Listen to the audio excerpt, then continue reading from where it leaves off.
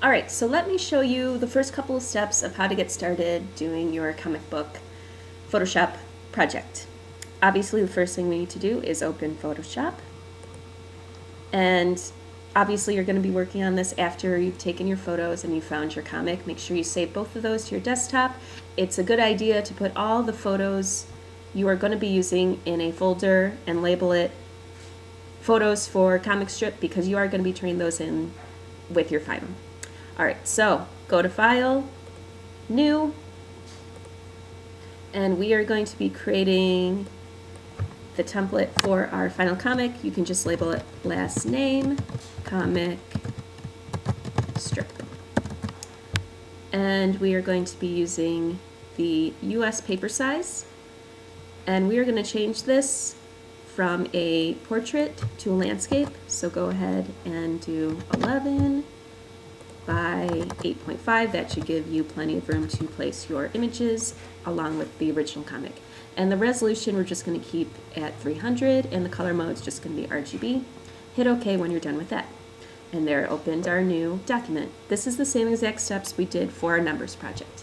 Next thing we're going to do is we might as well go ahead and open the comic that we're going to be working from so we can take a look at what we need to edit from our photos. So open and find your comic.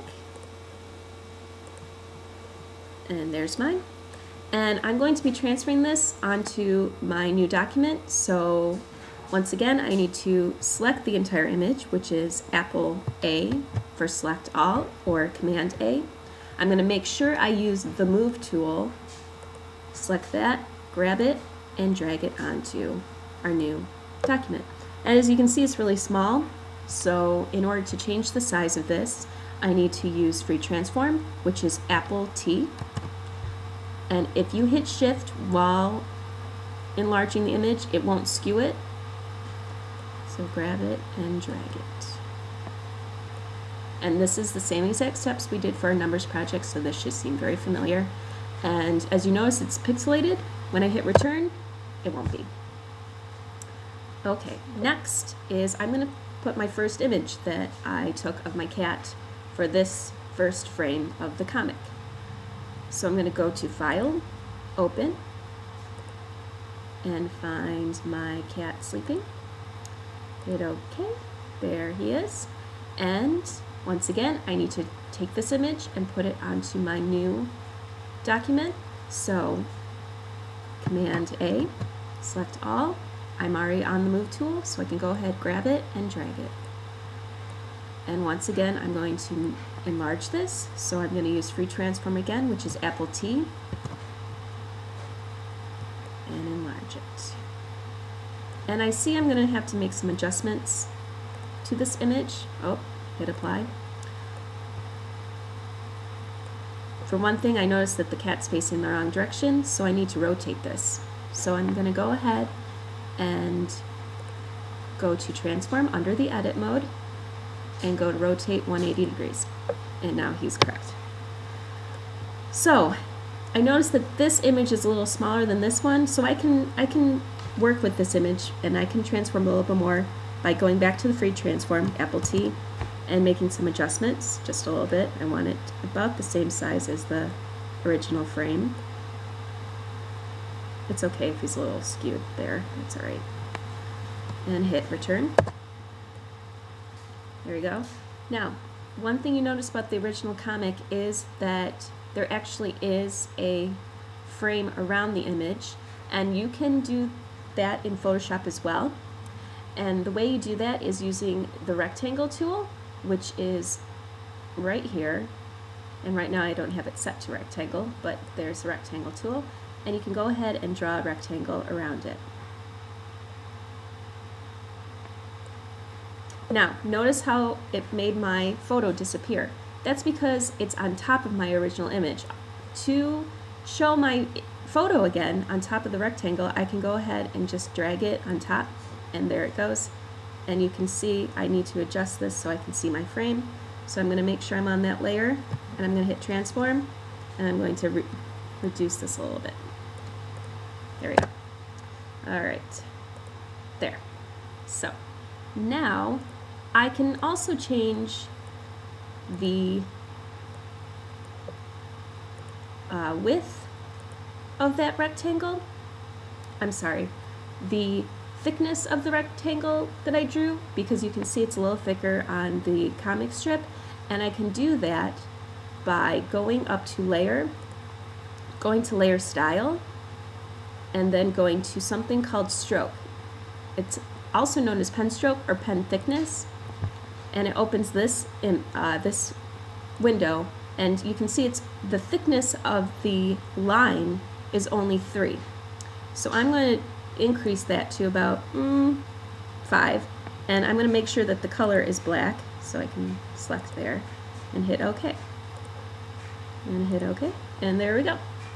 So now I have my image framed, and I don't know why that's like that.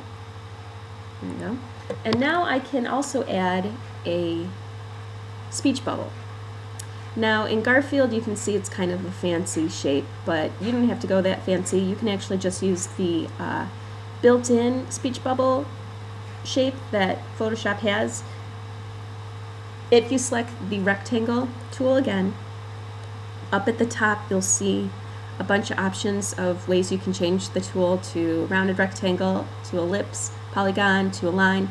If you select the custom shape tool, it opens a separate little menu, and in it are different like arrows, different shapes like arrows, scissors, and there is actually one that is the speech bubble, and we're going to use that one. And we can go ahead and make a speech bubble right there. And then to add the text, all I have to do is use the text tool, and I would like you to try to find a text or a font that looks similar to the one that's actually featured in your comic. Photoshop has a lot of built-in text that you can use, and you can select them this way. One of the original text or fonts that was used in comics is actually Comic Sans, and that one looks pretty close to the Garfield font, so I'm going to go ahead and use that one. And then all I need to do is start typing in what the text bubble says. And you probably will need to have to change either your font size or the size of the text bubble in order to fit all the text in, and that's easy. You can go up here, right here, where you can select your font size there, or you can actually go back to the layer where your text bubble is and increase it using free transform, or decrease it using free transform as well. So that is your first couple of steps for the comic project. You're going to be repeating this for each of your frames.